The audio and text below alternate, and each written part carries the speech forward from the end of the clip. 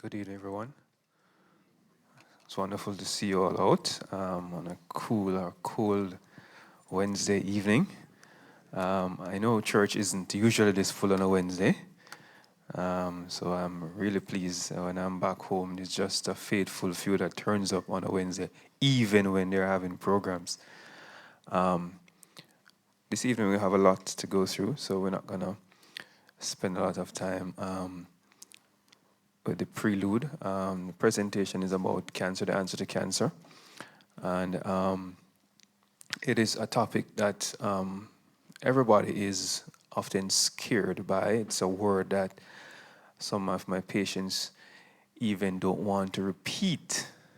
So in conversations, when I bring up the term, they said, no, doc, we don't want to call the word because they believe that speaking it would increase their risk somehow. So it's a topic that drives fear into many. And there is great reason, as you will see tonight, for that. But God has not given us a spirit of fear. Amen. The devil has, and the Bible says, the thief cometh not but for to steal, kill, and destroy. But I have come that they might have light and have it more abundantly. So as we face this cancer epidemic, we are going to have to rest or hope in the Lord for deliverance. Statistics show now that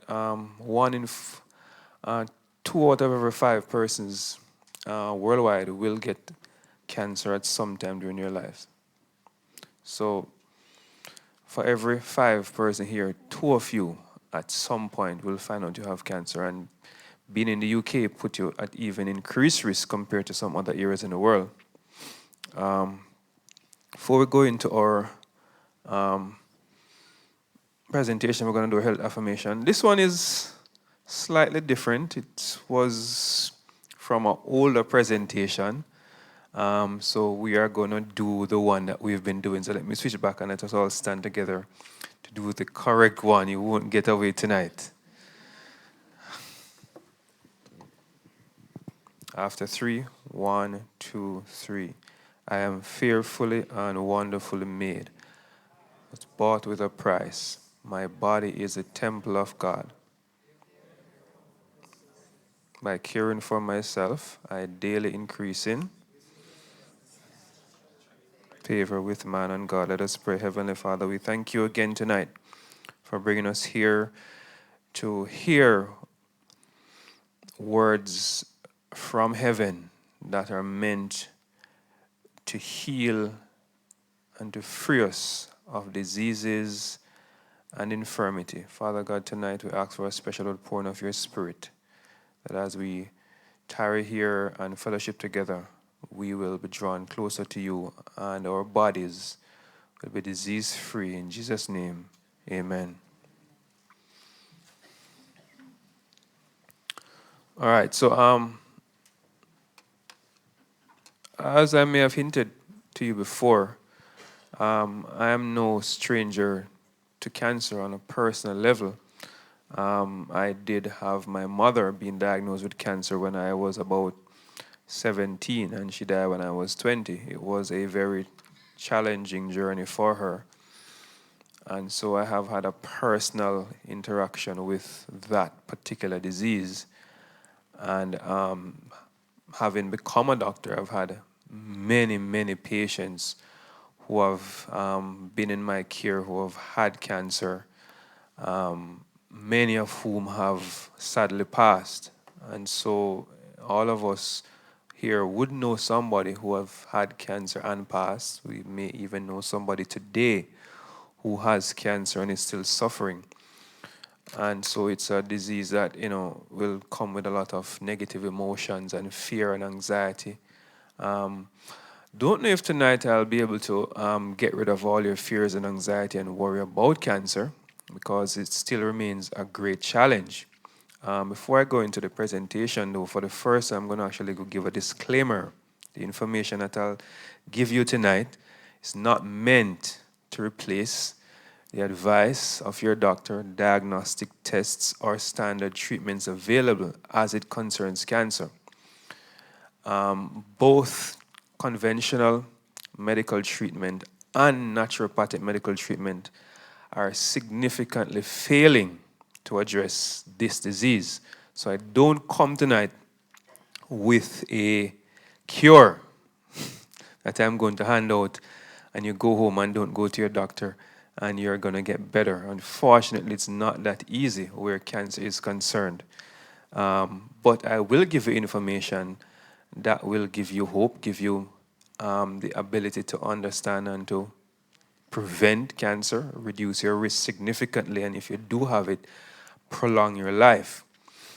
So that's what I offer tonight. So please use what I give you in the right context. Now, what is cancer? So that's an important question. Cancer represents a group of cells in your body that behave differently from normal cells. These cells have two main characteristics that make them cancer. So normal cells do divide. So the cells in your skin, cells in your bone marrow, cells in your legs will divide. One cell divides into two, and then two divide into four. And at some point, the cells live for a period of time, and then they are appointed to die at a certain time. So your red blood cells, for example, are appointed to die after 3 months. That's the end of their life, and they naturally die. Cells in your skin die even faster than that. They are replaced continuously. Cells in your mouth, repeatedly replaced. They die and new cells are formed. There are a few cells that may live on, such as cells in your brain, but cancer cells divide rapidly. So one cell becomes two, two becomes three, and then they continue to divide, and cancer cells are said to be immortal. So once a cell becomes cancerous, the appointed time for their death never comes until they kill you. So cancer cells divide rapidly and continue to take up space, and that's one characteristic of cancer cells. They do not die when they're supposed to, they continue to live. And if you try to understand what's happening in the cell that causes this, it's simple way of putting is that the DNA or the genes in the cell that control the cell's functions become damaged. So damage to your DNA is what will cause a cell to behave cancerous. So the instructions to tell it what to do have changed, and the instructions are now telling it to just multiply and eat all it can and try to live on as long as it can. And in understanding how we approach cancer, we need to understand certainly that there are things that can cause this DNA damage, that can maintain it, and there are things that can stop it. So the things that we do for cancer are going to be aimed at that in particular. Also, one additional characteristic of cancer is that they don't just divide and divide, they have the ability to spread. So bits of them, a cell or two, may break off and go to distant parts of your body. So cancer may begin in your breast, and after a few years, it's found in your liver or your bone marrow or in your brain. So that's the second thing that makes a tumor cancerous. It can spread to other areas and begin the same process over again. The thing about cancer that makes it so problematic is that when you have one cancer cell, that's not something that we can detect. It's too small. And one turns to two, and that two turns to four, and that four turns to 16. When you have 1,000, that's still not enough to detect. When you have 10,000, that's still too small. When you have 100,000, that's probably still too small. You really detect cancer when you would have had millions of cells. And between the time from one cell to become a million may take years. So you may have cancer for years before it becomes detectable. So chances are somebody here tonight has cancer and doesn't know it because it's just not large enough to be detectable. That's pretty scary. Now, across the world, for all the countries that we have statistics for, we find that there are significant cancer burdens, and the deeper the red color, the higher the cancer rates. And so you can see North America here is in a nice deep red, but countries such as Argentina down here, Ethiopia, and this is Nigeria right here, well, maybe Mali, countries like Mongolia, over here, this looks like Ukraine, somewhere around the Black Sea area there, and certainly Britain are deeper reds. So these are countries with the highest cancer rates in the world. And certainly down here, parts of this is Papua New Guinea. So we have some countries in the world that we know that have very high cancer rates. In Britain, their cancer rates are slightly variable, but your rates on average are about 601 cases per 100,000, one of the highest rates anywhere in the world. And this refers to all types of cancers combined. People in London tend to have slightly lower rates than people in the Northwest. But it's not quite a big surprise, as I've been here and walked the streets and see the many people that actually smoke. It's actually more than what I see in Jamaica. If you look at the amount of people that are actually in pubs and bars drinking, it's pretty high. And again, couple that with the lack of sunlight, so you're very low on vitamin D. And then you have lots of American style food outlets here. So this creates for you a perfect soup of risk factors for many of you to develop cancers. I'm so happy that so many of you are here and are getting this information, because the reality is that the cancer burden of UK and many countries is largely self-induced. Many of the things that causes cancer are things that you have control over.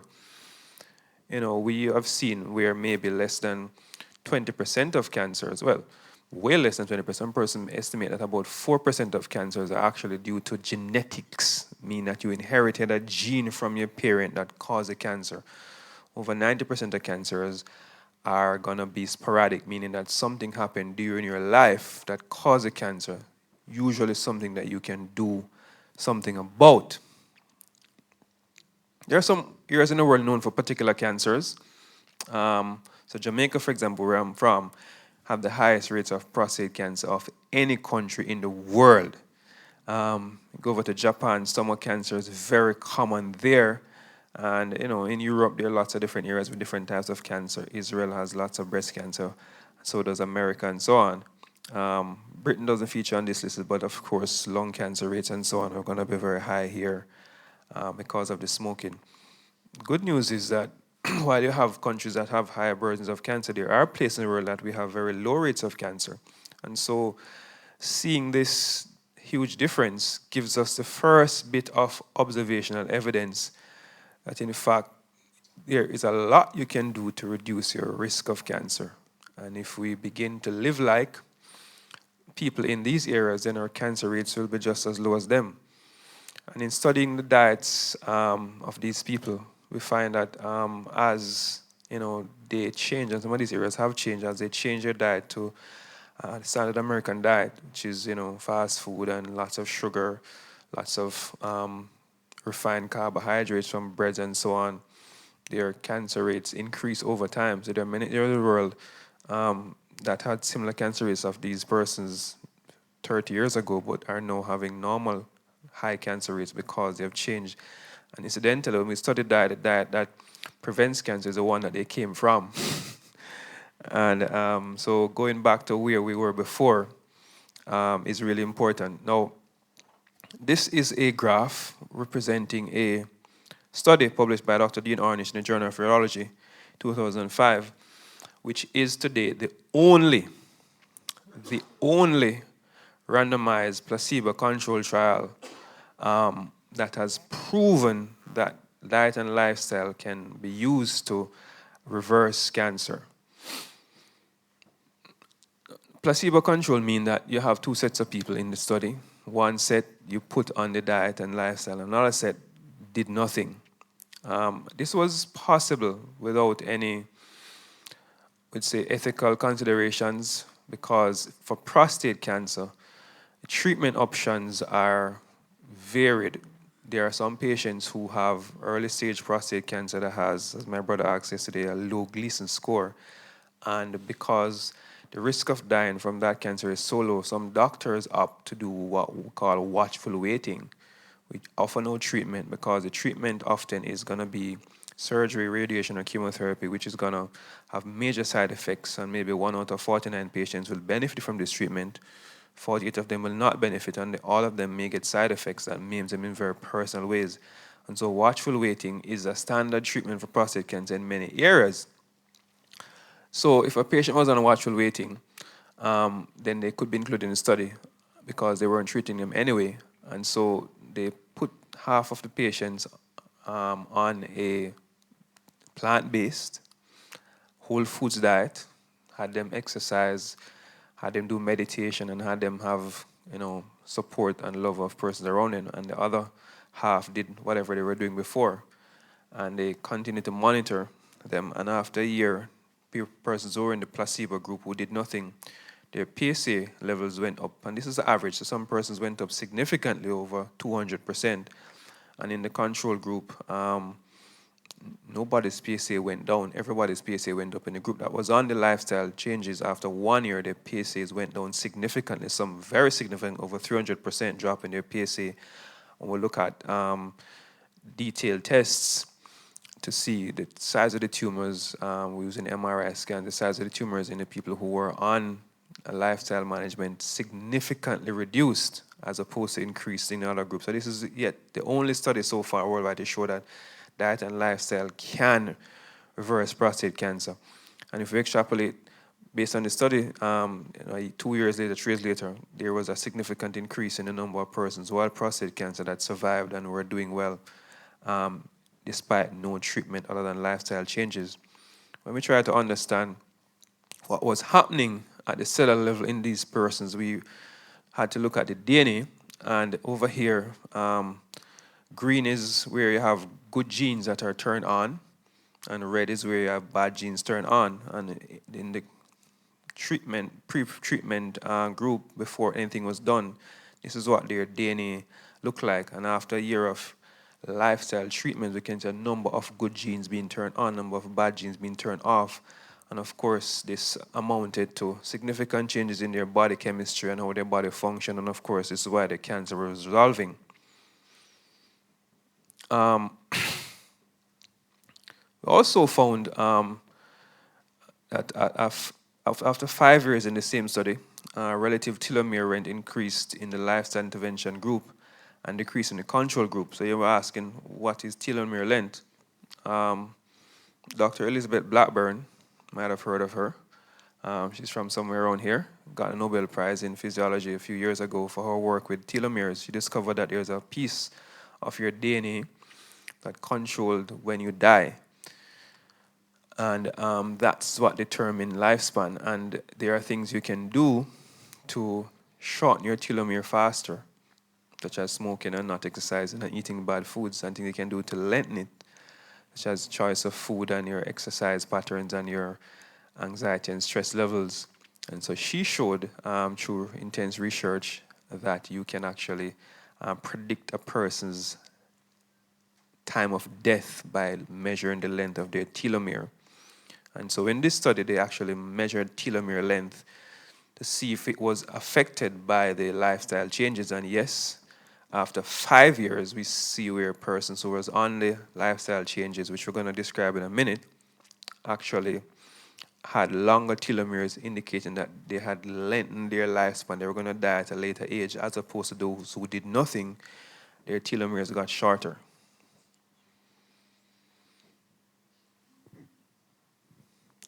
All right. This is some global statistics showing some of the more common types of cancers and the amount of people who were dying from cancer. These are really old statistics, but the cancer rates have been increasing gradually of other types of all cancers shown here have increased between 1971 and 2007. In fact, another slide I had in another presentation showed that between the 1900 and 1990, cancer rates worldwide increased every single year. Level of them some countries, but they are still increasing in many other areas because persons' lifestyles haven't changed. And whatever cancer you look at, you can see where the rates have not been going down significantly, they have been going up. Cancers can occur at any part of your body, literally. So from your head to your toe, there are different parts of your body that can be affected by cancer.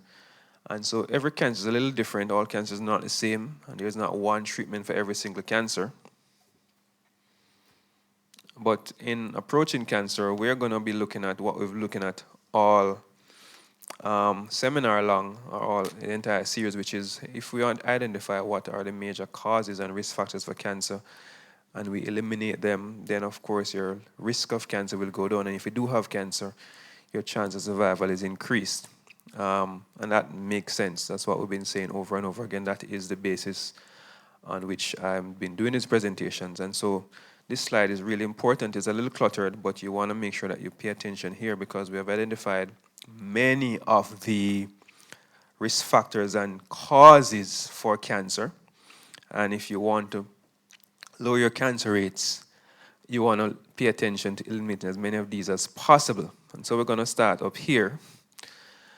Type 2 diabetes has been associated with almost every cancer. If you have type 2 diabetes, your rate of every cancer literally increases for a number of reasons. But the take-home message here is if you control your blood sugar, you can actually reduce your rates of cancer. Interestingly, we find that if you control it with medication, your rates of cancer doesn't go down as much as if you control it with lifestyle. Lifestyle treatment of diabetes type 2 will significantly lowers your risk of cancer, morbidity, and mortality. Obesity, being overweight and obese, is another significant risk factor for many cancer types. And so, because we know that the fat cells in your body aren't just sitting there, they're actually producing hormones that will induce inflammation, which actually makes cancer worse and make DNA damage more possible. And these hormones actually will increase the rates of growth of cancer. And if in women who have breast cancers, being overweight increase the risk that if you have breast cancer, it's detected even more late. And so you're at less, more disadvantage. Chronic inflammation from any cause, including various types of infections, dental issues, chronic injuries, can increase your risk of cancer because chronic inflammation induces DNA damage. Oxidative stress is a big word here, but this refers to what we call free radicals developing in your body. Free radicals are going to come from a lot of things that we are exposed to. Certainly, that's one way how cigarette smoking works, by creating free radicals in your body. But identically, that's how fast foods work. That's how deep fried foods work. Free radicals are formed in that deep fried pan at KFC and other places where you get those fries and chips and so on from. And so by eating those things on a regular basis, you increase your chance of getting lots of oxidation and certainly increase your risk of cancer. And certainly there are some drugs that will increase your risk of cancer. Some of them are actually chemotherapy drugs to treat cancer, and steroids. Certainly toxic chemicals and so on. We're going to hear about those later on. Going to be increasing the risk of cancer. Environmental toxins like car fumes if you live in your factory and so on. Smoking and alcohol is certainly a big risk. Stress and insomnia, not getting enough sleep. Yes, lack of enough sleep raises your risk of cancer because that causes DNA damage and increased oxidative stress and weakens your immune system, which I have told you before, which is what's going to find out those early cancer cells and destroy them. Genetic, as I said, account for about less than 4% of all cancer, so that's not your major risk factor. And this one you probably can't do much about. Well, maybe a little bit. We'll talk about that later on. Deficiencies in nutrients is a big cause of many cancers. The biggest one is going to be vitamin D, but certainly vitamin A and C and different mineral deficiencies like selenium and zinc. Selenium and zinc deficiency are big contributors to prostate cancer, and so that's a necessary part of treating and preventing prostate cancer. But you want to make sure that you do these things before you get the diagnosis, because once you get diagnosis of cancer, for many persons, the horse already have gone through the gate, and you just kind of chase the horse down with just 2 feet, and they have 4. Poor diet contributes to that, but again, poor diet will itself increase risk of oxidation a weakened immune system for whatever reason, including a person with HIV, for example, are going to have higher cancer rates than average person because your immune system are naturally compromised. Um, Not getting enough exercise by itself is a cancer risk. So there's a new terminology now what we're using. Sitting is the new smoking. I don't know if you've heard that before. So it's found that persons who sit more than 8 hours per day, which I think I've told you before, have the same heart disease risk of persons who smoke half a pack of cigarette per day. But we know that being sedentary and not exercising by itself increases the risk of cancer. So that's something that we all have to do.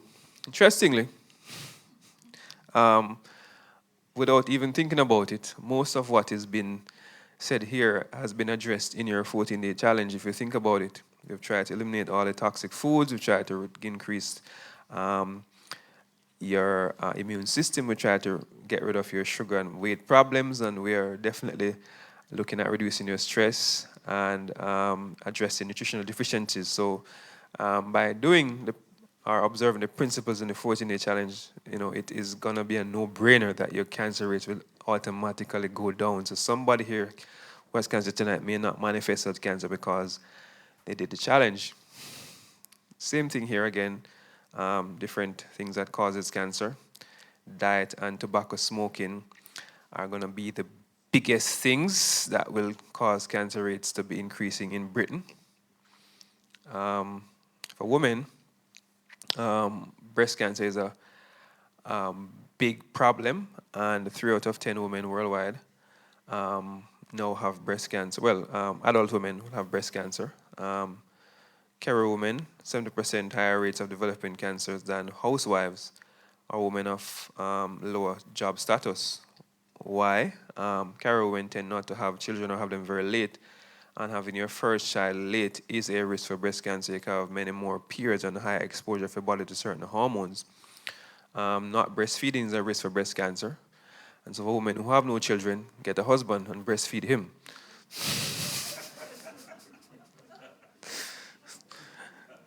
Yeah, well, one hand has to wash the other. And so I did tell you the other day that having sex does reduce the risk of prostate cancer. So the women can help the men out and the men can help the women out. So definitely, breastfeeding for adult men is a great help for women who have no kids. If they have kids, then of course they get a pass. Stress at work is another big factor. Air pollution, exposure to car fumes, being on the traffic jam every day, and lack of sleep.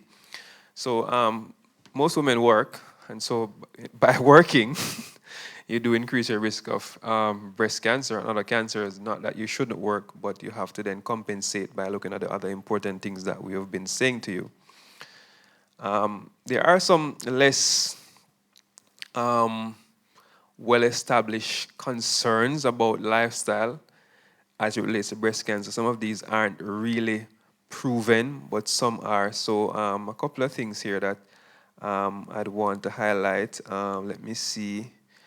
A lifetime exposure to estrogen, so birth control pills and hormone replacement therapy may increase your risk of breast cancer slightly. Exposure to certain chemicals like vinyl chloride and things that are in your plastic bottles and things that are in your roll-ons and antiperspirants are your concerns there that they may increase your risk of breast cancer. And radiation used to be a big concern about doing mammograms and increasing rates of breast cancer and even going through airports to get radiation scans, but the contribution of these things are really minuscule, and the benefit of doing a mammogram may outweigh the risk. Prostate cancer, the risk factors are many, so I won't go through them, but certainly for men, obesity is a big cause. Being black is another big cause of having prostate cancer. Low levels of vitamin D, that's certainly something that you want to pay attention to here, and decrease amount of zinc in your diet. So zinc you get from your pumpkin seeds. These are things that will increase your risk of prostate cancer. So you want to address those as much as possible. Another common cancer in women is cervical cancer. This is caused by a virus, not necessarily food. HPV virus, type 16 and 18 and 6 and 11. These cause warts, but these are the ones that mostly cause cancers. And this is going to be detectable through tests and through doing your pap smears. So, in trying to reduce the risk of all cancers, cervical cancer is one you can absolutely prevent 100% by doing a pap smear. Because a pap smear can detect the possibility of cervical cancer as much as 10 years before you get the cancer. So we can tell you in 10 years you're going to get cancer, and we can prevent it by treating you now. So that's something all women should get, and we encourage that strongly. If you have HPV, you know, it can be removed by your body, by your immune system. And this is where diet comes in again. So if you have a strong, robust immune system, HPV is something that you definitely can cure like the flu. It takes a little longer, but you can do a lot. So even though it's a virus and you pass me, your diet is not gonna be a waste of time either. Um, so Paul says in Romans 12 and verse 1, I beseech you therefore, brethren, by the mercy of God, that you present your bodies a living sacrifice, holy and acceptable unto God, which is your reasonable service, and be not conformed to this world, but be transformed by the renewing of your mind, that you may be able to prove what is a perfect and acceptable, what is a good and acceptable and perfect will of God. You know, God has given us a beautiful body, an amazing machine that, with our technology and our advancement in artificial intelligence, we're still not able to build anything even close. The perfect, the best robots that they have cannot compare to what God has provided for us. And I think another 100 years of research, we still will not be able to build something like what we have. So as much as a robot may be expensive and be valuable, you have something that's far more valuable, and it is understood that the creator knows best how to take care of the body because he made it. And so presenting our bodies to him and obeying his commands is going to be the best way that we can take care of our bodies and prevent these diseases. Colon cancer, another one I want to highlight quickly. Most colon cancers are going to be caused by environmental problems, mean diet and so on. Very few, 10 to 30%, are caused by family history. So for colon cancer that you hear about very often, this is something that you definitely can try to reduce by addressing your diet. I must say a word here tonight about the screening for different types of cancers. I did mention for cervical cancer, but for breast cancer, a lot of women will get the diagnosis eventually. And so it's been found that if you find it out early, your risk of surviving it is better off. If you catch it at stage 1 and 2, it's totally curable. And so taking care for women to do your monthly breast examination is going to be key here. Most cancers in the breast are detected by women, not their doctors. So women detect a lump and say, doc, check this out, and it's found sometimes to be cancerous. So if you're not checking, it's going to be detected much later because your doctor isn't checking you every single month. You should check your breast every month right after your period. For men, getting your annual PSA done and that feared physical examination is going to be key to picking up prostate cancer in the early stages if you do have it. And that would give you a fighting chance of getting over it. Certainly for colon cancer, being a big issue here in the UK, I know the NHS does provide colonoscopies for men every 5 years, and women do, right? That's part of your annual or your every 5 year checkup. So it's actually covered here by NHS. So colonoscopy is something that we use. And then there are blood tests and certainly stool tests that you can do to detect cancers early. So these screenings are not to be avoided, even if you're eating healthy and doing all the things you should do. You have to be wise, and you have to make available to yourself all of the tools that are there to help to detect early. These things do not prevent cancer, most of them, but they can detect early if you're going to be developing it. Certainly colon cancer is going to be easy to prevent because there are so many low-hanging fruits in terms of diet and smoking and weight that we can actually put our fingers on and address. I was reading Ellen White today again, and she does concur with 1 Corinthians 9:25 says, every man that striveth for mastery is temperate in all things. Now they do it to obtain a corruptible crown, but we an incorruptible crown. Being temperate is going to be very important because intemperance is the cause of so many sicknesses. Ellen White says in that book, and colon cancer is certainly one of them. So overeating and eating the wrong foods has a marked impact on the colon more than any other organ in the body. We're going to talk about GMO foods, and I'm told that they are not readily available here in Britain as they are in many areas of the world, so that's great.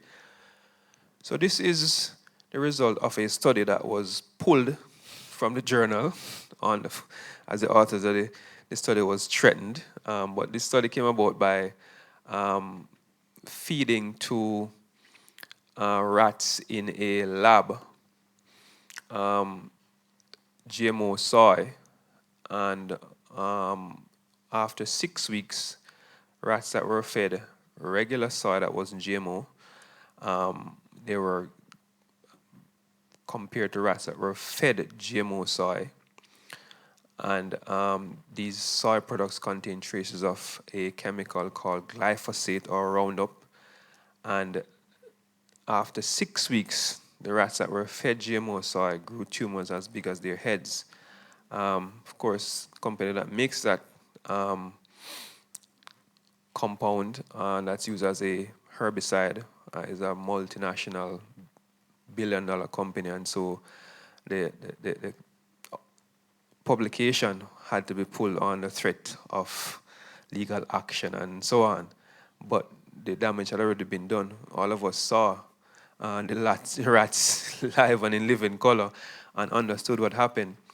And so we have found that GMO foods, while there aren't many strong studies that prove that they cause X, Y, and Z based on mechanisms and observational data and lots of anecdotal evidence, there are great concerns about the impact of GMO foods on your health. And GMO foods, I've identified a few of them here that you need to be aware of. So most corns available today worldwide is GMO corn that has Bt toxin. 95% of soy worldwide is GMO soy, cottonseed. A lot of the papayas that we consume worldwide is GMO. Lots of rice is no GMO. Rapeseed, many potatoes. Tomatoes that you get, some of them, well, I don't know about here, but I know in Jamaica and America, they are GMO. I have a patient that works on a farm in Miami that produces tomatoes. And he told me, so we converse when he comes back home each year. His son is my very lovely patient. Always comes for his birthday present. So me and his dad were conversing, and he said to me, where he works, the tomatoes are grown in greenhouses because of, it's more easy to control the environment. And he says, the procedure is when you go to these massive greenhouses in the morning, the tomato plants are maybe 2 or 3 feet high. They have a chemical they spray on the tomatoes, and by evening, they are 6 to 8 feet high in one day. When the tomato trees are fully developed, they are 10 feet into the air. Tomato trees, tomatoes are really small things, right? He says when the tomatoes are beginning to come out the fruit, and they have a chemical now that they go in the morning, tomatoes are ripe, spray it, and by evening, tomatoes are ready to be picked. So when the tomatoes actually rot and are to be discarded, there's a place that they discard them. And to go to that place, you have to wear a gas mask because the chemicals, the stench that comes off would knock you out. And these are being placed on the plates of people everywhere to be eaten. And so this is really a big tragedy. And there's a big cover-up, but we know that there's going to be problems. This is another major study. There is lots of proof here now. So this is a study that was, initially I saw it published by the WHO maybe about 8 years ago, that divided foods into, divided human carcinogens into different groups. And class 1A carcinogens are said to have been proven to cause cancer. Class 2A have been proven in animals and suspected in humans. Class 2B probably causes cancer, but class A definitely causes cancer. And in class A, there are a couple of things that you might know. Alcohol and tobacco smoking are in class 1, but they have also now put processed meats, including bacon, salami, sausages, all processed meats in class 1. And I would, based on how they're made, put even many processed vegetarian foods in class 1. So it's not just processed meats. The same chemical processes that would convert a soybean into a chicken-like or beef-like sausage must include lots of chemicals and highly refined different additives to make it taste. So I must warn you that if you're gonna eat food, you should try to eat it as close to how God made it as possible. Organic, non-GMO, and whole, because it is now proven for many years, and people still consume these things. It's been on the news, but people choose to ignore it. In class 2A, probably cause cancer, is meat. So these are farm-raised meats and properly raised meats. And so your risk of getting cancer increases the more meat you consume. And so, Ellen White said, and I was reading today again, that there is a time that will come, then we'll have to give up the use of meat because of the disease in animals and disease that they will thus induce in humans. So, I'm encouraging you, nudging you along to say you have to be very careful that you don't let what you're used to and what you love and enjoy control you, because look around, cancer, heart disease is taking out too many of us. Did mention this just a while ago, early detection save lives, and these are some rates that you want to look at. So if cervical cancer is detected early, 93% of persons actually do survive. And as I said, we can, through pap smear, detect changes that may lead to cancer. So we can tell you before you have cancer. So pap smear is a must. It is irresponsible. I remember maybe 6 years ago, a female came to my office. She was 63. She said she had started having a little bleeding, which she hadn't had for over 10 years. And when we hear that, that's a red flag that something has gone wrong. If you stop having periods for over a year, which means that you are now postmenopausal. And tomorrow night we'll talk about that on Zoom. We have a special for the males and the females on Zoom tomorrow night.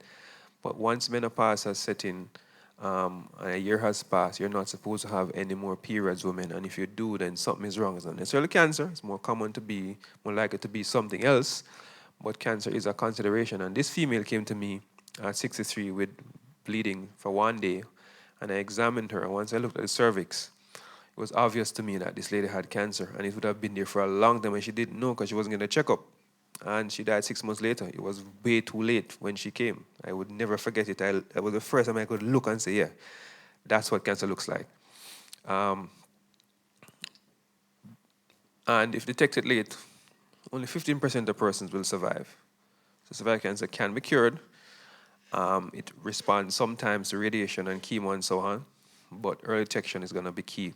Breast cancers, detected early, 90% of persons will survive with standard treatment, as well as with a combination of diet and exercise and lifestyle changes and so on. And I have many persons who are alive today because they found out early, took the tumor out, did standard treatments, and did their lifestyle treatments. They changed their diet, nourish their bodies properly.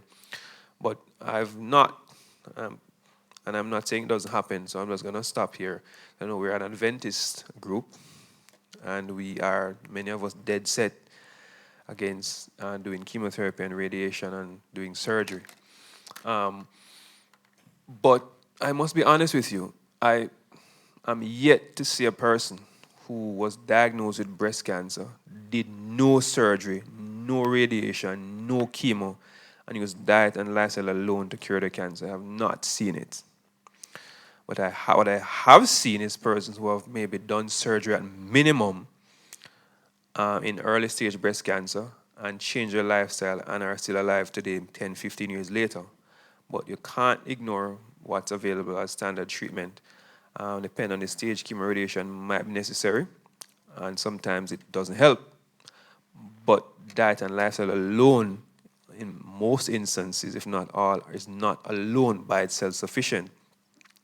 Except in the case so far that we have proven, which I showed at the start, which was prostate cancer. So prostate cancer, which tends to be one of the least aggressive cancer in many instances, has been proven to be completely reversible with diet and lifestyle. But the other cancers, we don't have proof yet of that. Those studies have not yet been done because not many women are gonna, sign up for a watch and wait scenario with breast cancer. And so those studies are going to be hard to get placebo controls to do cancer therapy versus diet and lifestyle. So we don't have those studies as yet. But I personally haven't seen many of those cases at all. Colon cancer, if detected early, 74% of persons survive. So you see, colon cancer is even more deleterious and damaging than breast cancer. And melanomas of the skin, these are pretty easy to manage. But if detected early, 97% of persons will survive. But if detected late, you see the survival rates are really, really low. So your emphasis tonight has to be on prevention and early detection. If you hear that you have cancer at stage 3 and stage 4, you are really just trying to see how long you can survive with it. That's the best that we have to offer. Now, there is a diet that will make you more sick, and there is a diet that will make you more healthy. And that's what I want to spend the next few minutes and describe. So there have been a number of diets that have been tried for cancer, and some are better than some. A ketogenic diet, generally, is a diet that will include lots of animal products and low carbohydrates and no sugar. And a diet like that has been tested in observational studies and has been found to be very ineffective against cancer. Some doctors do push what we call a plant-based ketogenic diet, and that seems to be giving better results in terms of persons surviving longer with cancer. As I said, the Ornish diet, which is a plant-based whole foods diet, is the only diet proven, maybe the best one, to manage cancer. There are some foods that are going to be important in cancer prevention and cancer treatment. In every study that we have done, cruciferous vegetables stand head and shoulder above most other foods in terms of treating and preventing cancer, because cruciferous vegetables are known to have a couple of compounds. They have sulfur compounds, which when digested get converted to thiocyanates. You don't need to remember that. And these have been shown to change DNA expression, reduce inflammation, and reduce something in the body called VEGF. Now, VEGF is a signal molecule released that causes blood vessels to grow to feed cancer. And cruciferous vegetables actually has the ability to block this signal molecule and thus starve the cancer of blood flow, and so reduce the rate of growth of cancer. In the category of cruciferous vegetables, broccoli may be the most important one. It contains an additional chemical called sulforaphane, which has been shown to kill cancer cells in the lab. And so if you're going to do an anti-cancer diet, cruciferous vegetables, especially broccoli, is going to be center of what you do. Now, this is extract from a website that I pulled, and I pulled it to explain something very important. So the point being made here is not the point I'm trying to make. So there is this notion that, and you may have heard it, that if your body is alkaline, you cannot develop cancer. You've heard that before, right? Yes. And if your body is acidic, you are more likely to get sick. Now, let me say categorically, that's rubbish. All right, so let me explain why I think it's rubbish. And I'm going to incur the wrath of many of my naturopathic friends now, because this actually makes no sense. Now, if you go into your body and check, your mouth, the saliva, is usually about neutral, pH of about 7. If you go to your stomach, it's going to be always acidic. It will never be alkaline. It's supposed to have a pH of between 1 and 2, very acidic. If you go further down into the small intestine, it changes to alkaline because the enzymes down there work best alkaline. If you go into your bloodstream, the pH is going to be 7.35 to 7.45. Your blood pH can never be acidic. If it is, you die. If it becomes slightly acidic, it's a medical emergency. So your blood can never be acidic. It's always alkaline. Your stomach is always acidic. If you check your urine can vary. Urine is supposed to be acidic, but sometimes can be alkaline with an infection. The vaginal pH is supposed to be acidic. So different parts of the body have specific pH of acid and alkaline, which are set. So when somebody said they're going to alkalinize your body, I don't know what they're talking about. You cannot have an acidic blood. So to say that you're going to have an alkaline diet to make your body alkaline and to prevent cancer, this is not compatible with reality and with logical reasoning and with science. However, the foods that they say are acidic tends to be meat and sugar containing foods, which are bad for you anyway. And the foods that they say are alkaline tend to be vegetables, which are good for you anyway. So alkaline, quote unquote, foods help, not because they're alkaline, because they are rich in antioxidants, and they are rich in polyphenols, and they are rich in vitamins and minerals. So the principle on which the alkaline acid balance is based is conceptually wrong, but in practice, that kind of eating does help. Does that make sense? All right. So highly alkaline foods are going to include your broccoli and your vegetables. So if you want to follow the alkaline diet, fine, but understand it doesn't work for the reason that it's said to work. And over here you have the low alkaline foods, and then you have acidic foods, which are going to be your fast foods. Highly acidic are going to be your alcohol, and your milk, and your ice cream, and your chocolate. Of course, this is milk chocolate, not dark chocolate. And your meat, and your bread, and your pasta, and your egg, and pork, and white rice, and shrimp. So you can see that the acidic foods are the bad foods.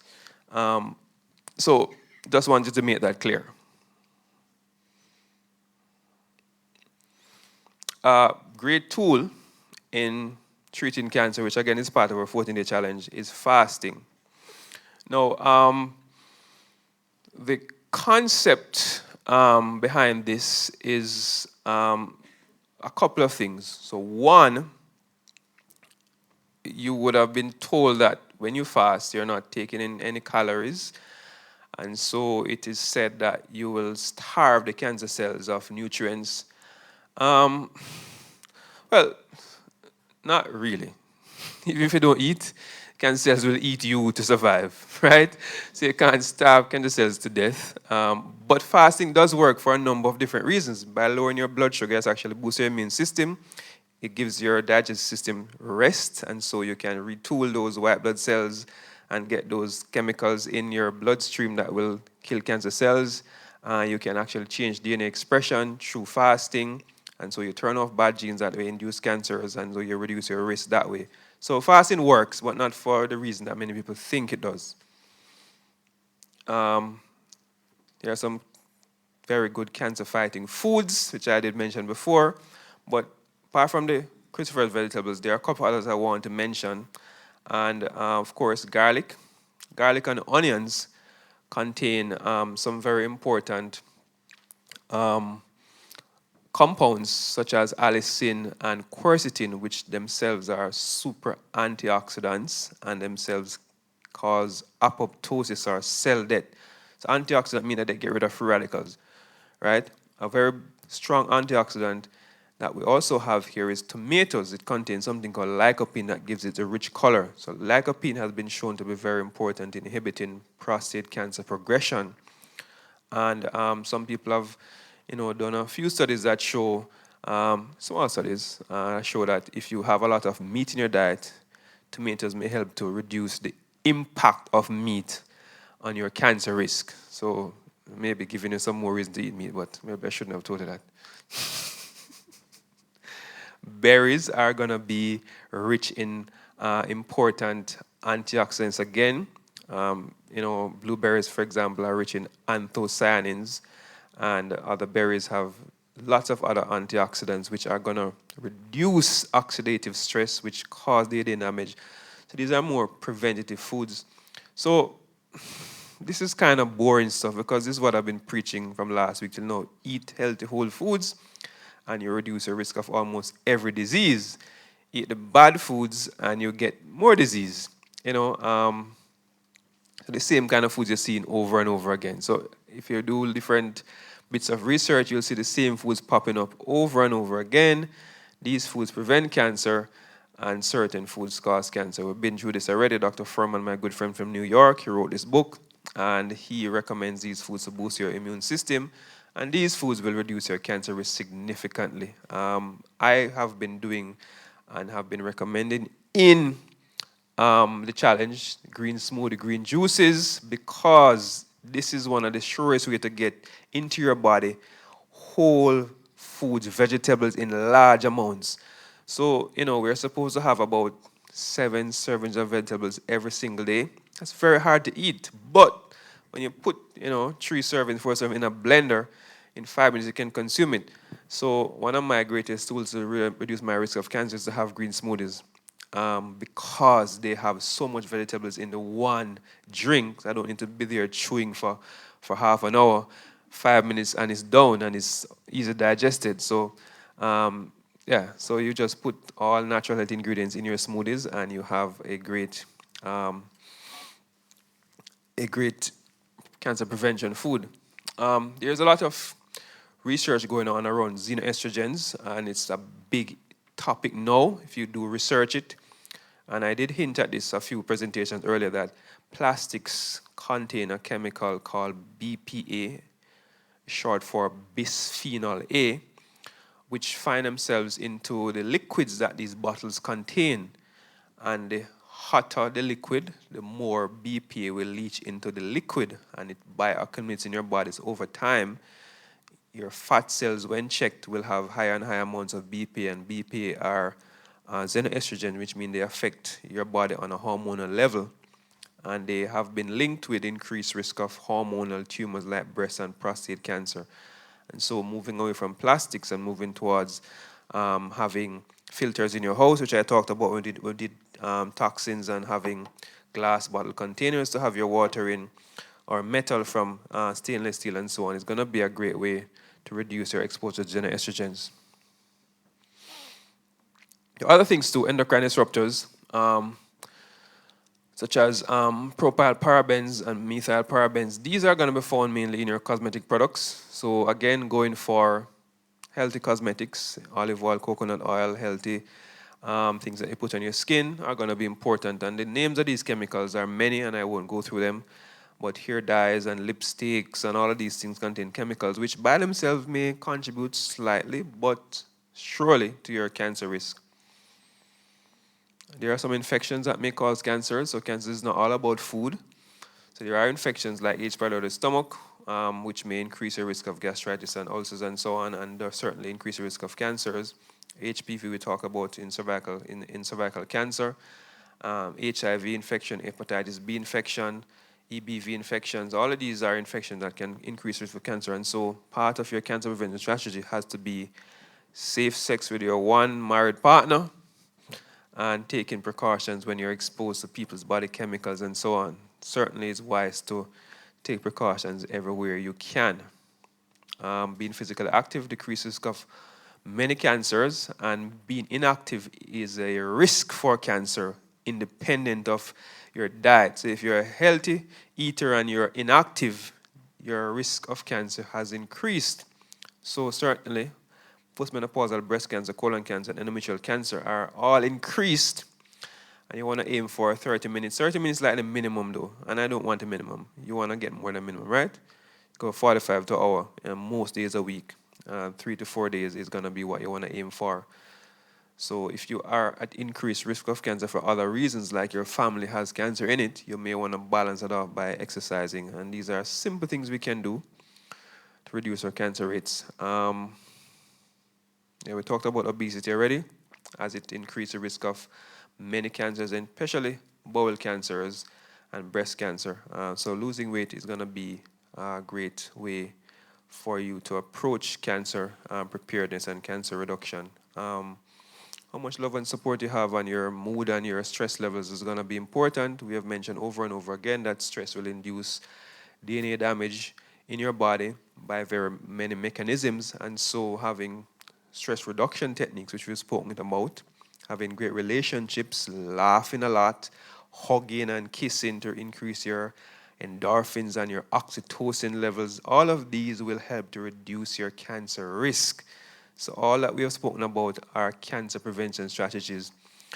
Stress and cancer has an intimate link, and so there are many persons who have cancers not because they smoke or drank alcohol or because they had multiple partners, but because they were chronically stressed. So stress does induce lots of changes in your body which will lead to cancer. So try to manage that. If stress was expressed as an equation, it would look like this. Stressor plus your negative perception equals stress. So this is a result of a research. There's an American doctor that did a bit of research that shows that if you're in what we'd say a difficult job for many years, long hours, difficult boss, you're paid less than what you're worth. So many of you would describe it as being stressful. But if you loved your job and didn't see it as stressful, as opposed to somebody who hated the job and saw it as stressful, the impact of that same situation on the two persons is vastly different. So the impact of stress on you is more about how you view the stress. I repeat, if you're in a relationship from a different angle and your partner is a smoker and a drinker and he curses and treats you bad, right? And you decide that you're going to love him and treat him good, and you're going to have lots of friends and enjoy your life and be happy anyway, as opposed to somebody who gets down and complain and quarrel and feels sad all the time and let the marriage ruin their life. The impact of that stress on those two persons is vastly different. Same drunkard cursing man, same non-God-fearing person that is being ungrateful and abusive verbally. But the impact on you is determined by how you perceive, how you mentally process what's happening. So the stress, again, as I said, is not so much the situation or the environment. You can choose how you process and perceive.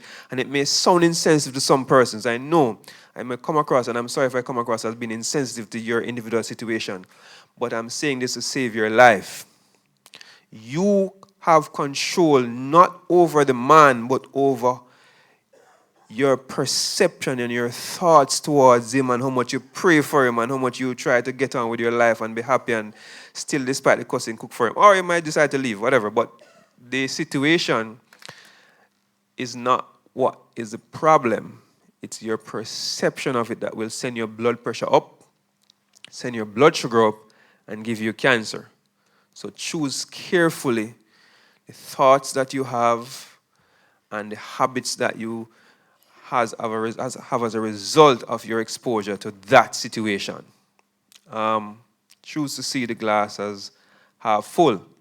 At least you have a husband. At least you may be paying some of the bills, and put them alone, And, I have many stories of women who we're in situations like this, and after 20 years, the man decided to come to church and become a Christian and is the best husband ever. I spoke to a lady today. Today I spoke to her, and she said, Doc, so I asked her about her marriage, and she said, boy, Doc, a beautiful marriage. I was married, I divorced a man, we were apart for many years, more than 10 years, and then they got married again. She said, Doc, it's the best thing we've ever done in my life. The same dirty man. Only the Jamaicans will understand that. So yeah, so there is reward in persevering and and having hope. Diseases feed on stress. If you don't get control of the stress in your life, it will kill you. So I'm just and here now. I'm spending time on this because I think this may be just as important as the smoking. You all know smokers who live long, right? And don't get any cancers, right? So yeah, and many of them, they're quite all right, and they are happy and have play ball with their friends, and they smoke, and it's so unfair, right? Yeah, but it's for you to understand that there are different factors. So if they smoke, but they exercise and they have lots of fun, and they are hopeful and they are thinking about tomorrow, and that may be a positive that may cancel out the impact of the smoking. Not that you should start smoking, but there's not much that cancels out the stress, which, as I said, is self-induced.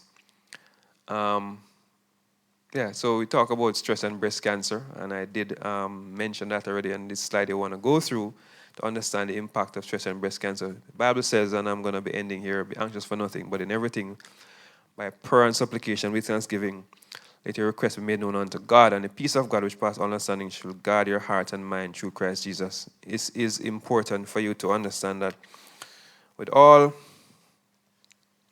the diet that you may put in place, with all of the exercise that you might have, with all of the supplements that you might take, all of the happiness and peace of mind that you may try to cultivate with meditation and going by the riverside, there is more to gain from putting your hope and trust in God than with anything else that you could ever do. The servant of God, David, demonstrated that through faith, he was able to outperform, outdo, and outlive all of the people of Babylon that were his adversaries or in his competition. Not because of the diet that he followed so much, but because he trusted God. And the Bible is replete with examples of persons who have trusted God and came out triumphant. And while I may not know anybody who would have changed their diet and lived long and gotten rid of their cancer, I have met quite a few and who have testified that their trust in God would have led them from a cancer diagnosis to a cancer-free diagnosis. God works. When diet fails and exercise fail, God doesn't fail. He works. So you can put your faith and trust in him. So we're going to stand tonight for the final prayer. You're going to pray? All right.